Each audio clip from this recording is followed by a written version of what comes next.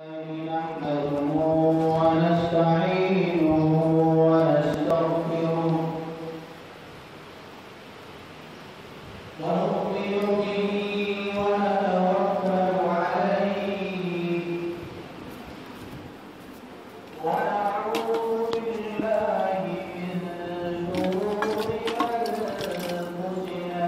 ومن سيئات أعمالنا من يهده الله فلا مضل له ومن يضلله فلا هادي له ونشهد أن لا إله إلا الله وحده لا شريك له ونشهد أن سيدنا وسندنا ومولانا محمدا عبده ورسوله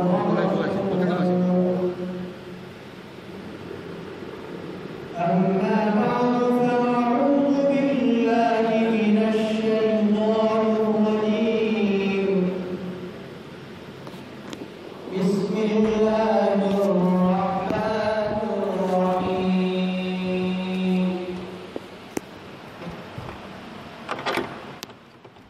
لقد من الله على المؤمنين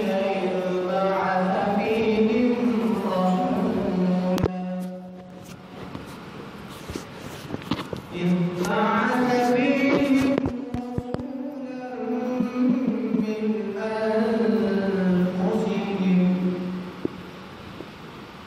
يتلو عليهم آياته ويزكيهم ويعلمهم الكتاب والحكمة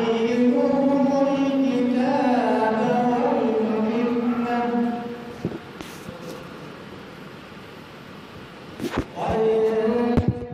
كانوا من قبل لفي ضلال مبين وقال النبي صلى الله عليه وسلم لا يؤمن أحدكم حتى أكون أحب إليه من والده وولده والناس أجمعين أو كما ورد عن النبي صلى الله عليه وسلم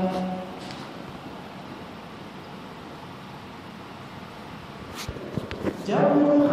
मुस्तफा को देखा जब मुस्तफा को देखा तो दिलों ने जन्नती का ये करम है मेरे आका का ये करम है मेरे के शबीर में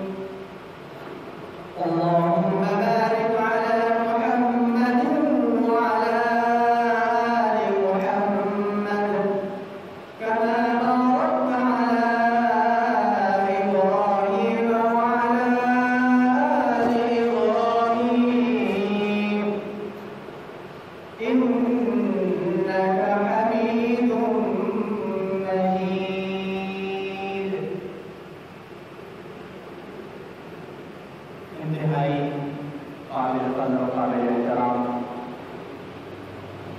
مشرانو، زما دوستانو محترمو، نن د جمعې مبارکې په وسعت سره زموږ د دې محفل د دې ناستې او خپله کې د دې تفکیر او وعظ نن چې موږ د قرآن او د احادیث او د تاریخ اسلام په رڼا کې کوم پیغام راوستل غواړو او کوم پیغام چې تاسو ته درکول غواړم هغه دی د رسول الله صلی الله علیه وسلم سیرت طیبه، سیرت مبارکه، د حضور صلی الله علیه وسلم حیات طیبه،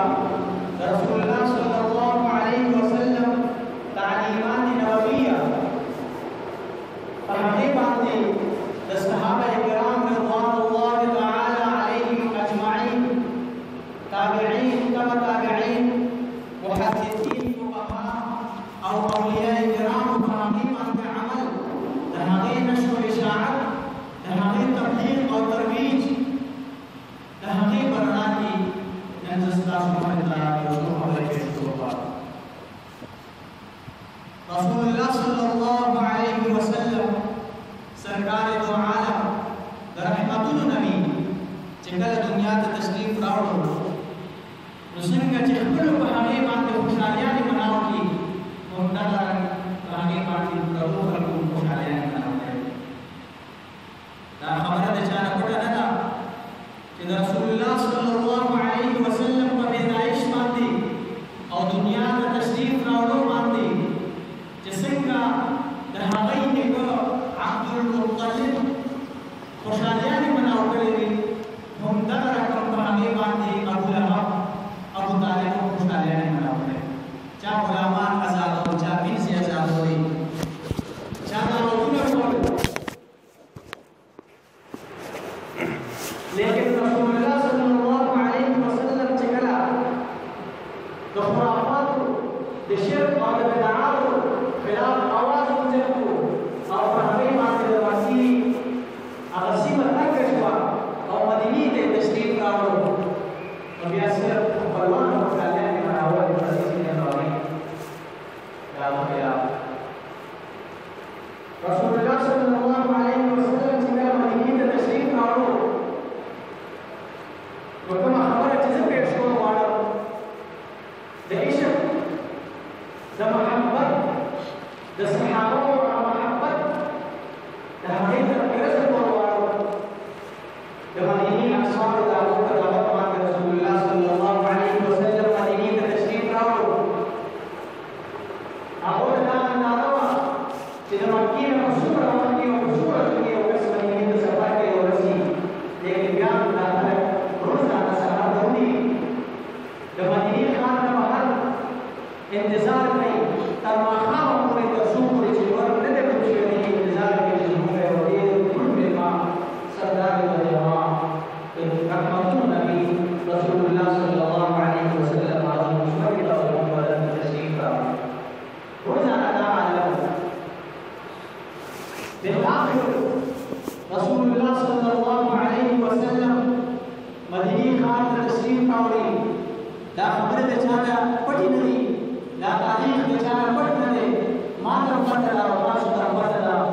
چې د صحابه کرامو او د انصارو هغه شاندار استقبال د رسول الله صلی الله علیه وسلم پرتپاک استقبال مدینې ته هغوی راوستل،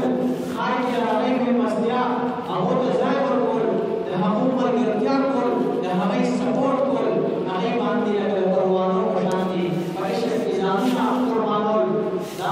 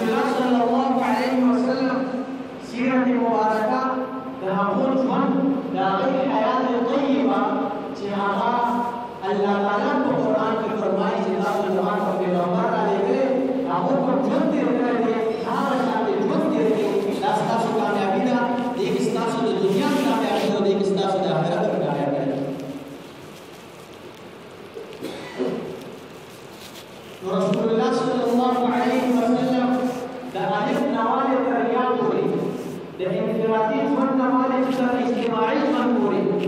د اخلاقیاتو نه والي تر عباداتو پورې د عباداتو نه والي تر معاملاتو او کاروبار پورې د امن د پیغام نه والي چې تر جهاد او جنګ پورې د ژوند چې څومره ذاتي کېدی شي او ژوند سره تړلې څومره خبرې کېدی شي نو رسول الله صلی الله علیه وسلم هغه عملي نمونه پیش کړه او امت ته یو عملي پیغام ورکړ چې داسې ژوند به تېروئ عبادات به داسې کوئ معاملات او کاروبار به داسې کوئ د رسول الله صلی الله علیه وسلم د نبوت نه پهله شام ته سفر تجارت د حضرت خدیجه رضی الله عنها د هغې طرف نه د وکیل حیثیت سره د نایب حیثیت سره د هغې مال وړل په شام کې تجارت کول بحیره راهب سره ملاقات کول هغو د نبوت پیشنګویي ورکول دا خبره خو ډېرې مشهورې دي هر چا ته معلومېږي رسول الله صلی الله علیه وسلم چې څنګه په تجارت کې یو عملي نمونه پیش کړه دغه شان په عباداتو کې د فرض لمونځ نه والي چې د شپې تهجد پورې د شپې قیام پورې د نفل لمونځ نه والي تر فرض پورې د لمونځ نه والي تر روژې پورې او د روژې نه والي تر حج پورې چې څومره عبادات دي او اسلام فرض کړي دي زکات په هغې کې شامل دی رسول الله صلی الله علیه وسلم هغه ټول عبادات اپلای کړل موږ ته اوس پکار دي چې هغه هېڅ قسمه زاویه او هېڅ قسمه حصه د عباداتو هغه پټه نه ده چې رسول الله صلی الله علیه وسلم په هغې عمل نه یې کړی قولي احکامات یې موږ ته نه راکړي عملي نمونې موږ ته نه راکړي او موږ نن پریشان یو چې دا عبادت څنګه وکړو دا لمونځ څنګه وکړو دا حج څنګه وکړو دا زکات څنګه ادا کړو هره خبره د غټو مسلو نه والي تر نرۍ مسلو پورې ټولې خبرې بالکل ظاهره دي دا زموږ نبي اکرم رحمتونو نبي رسول الله صلی الله علیه وسلم چې په خپله مدینه کې ژوند تېروي